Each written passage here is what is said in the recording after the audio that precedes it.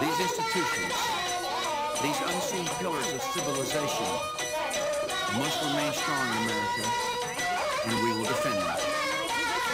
We must stand with our families to help them raise healthy, responsible children. When it comes to helping children make right choices, there is work for all of us to do. One of the worst decisions our children can make is to gamble their lives and futures on drugs. Our government is helping parents confront this problem with aggressive education, treatment, and law enforcement. Drug use in high school has declined by 11% over the last 2 years.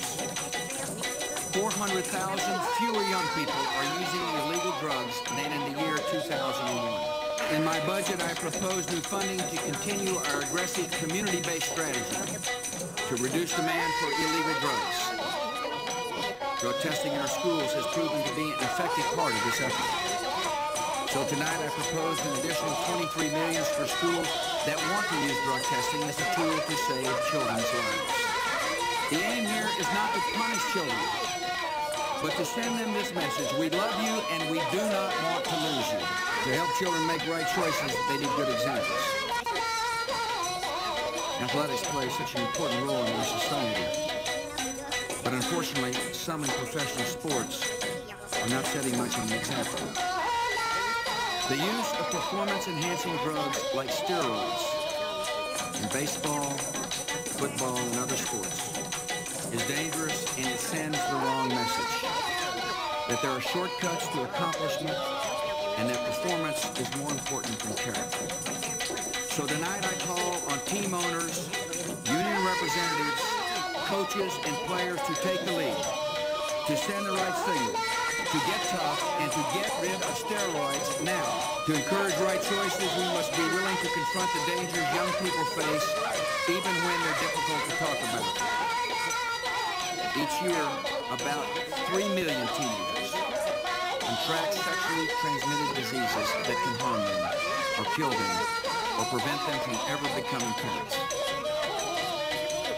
In my budget, I propose a grassroots campaign to help inform families about these medical risks. We will double federal funding for abstinence programs so schools can teach this fact of life. Abstinence for young people is the only certain way to avoid sexually transmitted diseases. Decisions children now make can affect their health and character for the rest of their lives. All of us, parents, schools, and government, must work together to counter the negative influence of the culture and to send the right messages to our children. A strong America must also value the institution of marriage.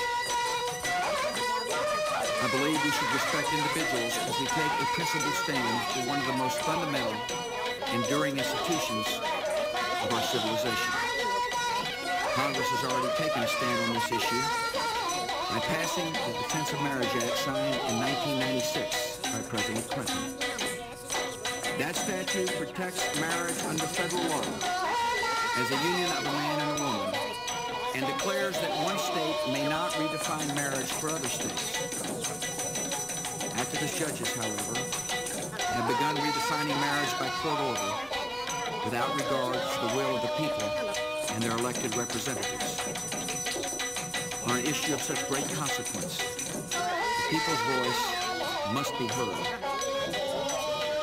If judges insist on forcing their arbitrary will upon the people, the only alternative left to the people would be the constitutional process. Our nation must defend the sanctity of marriage. The outcome of this debate is important, and so is the way we conduct it. The same moral tradition that defines marriage also teaches that each individual has dignity and value in God's sight. It's also important to strengthen our communities by unleashing the compassion of America's religious institutions. Religious charities of every creed are doing some of the most vital work in our country. Mentoring children, feeding the hungry, taking the hand of the lonely. Yet government has often denied social service grants in contrast to these groups, just because they have a cross, or a Star of David, or a crescent on the wall. By executive order, I've opened billions of dollars in grant money to competition that includes faith-based charities. Tonight I ask you to codify this into law, so people of faith can know that the law will never discriminate against them again. In the past, we've worked together to bring mentors to children and prisoners and provide treatment for the addicted and help for the homeless. Tonight I ask you to consider another group of Americans in need of help. This year, some 600,000 inmates will be released from prison back into society. We know from long experience that if they can't find work or a home or help, they are much more likely to commit crime and return to prison. So tonight I propose a 4-year, $300 million prisoner reentry initiative to expand job training and placement services, to provide transitional housing, and to help newly released prisoners get mentoring, including from faith-based groups. America is a land of second chance, and when the gates of the prison open, the path ahead should lead to a better life. For all Americans, the last 3 years have brought tests we did not ask for, and achievements shared by all. By our actions, we have shown what kind of nation we are. In grief, we have found the grace to go on. In challenge, we rediscovered the courage and daring of the free people. In victory, we have shown the noble aims and good heart of America. And having come this far, we sense that we live in a time set apart. I've been witness to the character of the people of America, who've shown calm in times of danger, compassion for one another, and toughness for their own home. All of us have been partners in a great enterprise. And even some of the youngest understand that we are living in historic times. Last month, a girl in Lincoln, Rhode Island, sent me a letter. It began, "Dear George W. Bush, if there's anything you know I, Ashley Pearson, age 10, can do to help anyone, please send me a letter and tell me what I can do to save our country." She added this P.S. "You can send a letter to the troops. Please put, Ashley Pearson believes in you." Tonight, Ashley, your message to our troops has just been conveyed. And yes, you have some duties yourself. Study hard in school, listen to your mom and dad, help someone in need, and when you and your friends see a man or woman in uniform, say thank you. And Ashley, while you do your part, all of us here in this great chamber will do our best to keep you and the rest of America safe and free. And fellow citizens, we now move forward with confidence and faith. Our nation is strong and steadfast. The cause we serve is right, because it is the cause of all mankind. The momentum of freedom in our world is unmistakable, and it is not carried forward by our power alone. We can trust in that greater power who guides the unfolding of the years. And in all that is to come, we can know that his purposes are just and true. May God continue to bless America.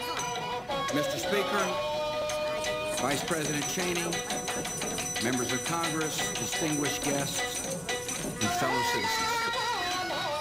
America this evening is a nation called to great responsibilities, and we are rising to meet them. As we gather tonight, hundreds of thousands of American servicemen and women are deployed across the world in the war on terror. By bringing hope to the oppressed and delivering justice to the violent, they are making America more secure. Each day, law enforcement personnel and intelligence officers are tracking terrorist threats. Analysts are examining airline passenger lists.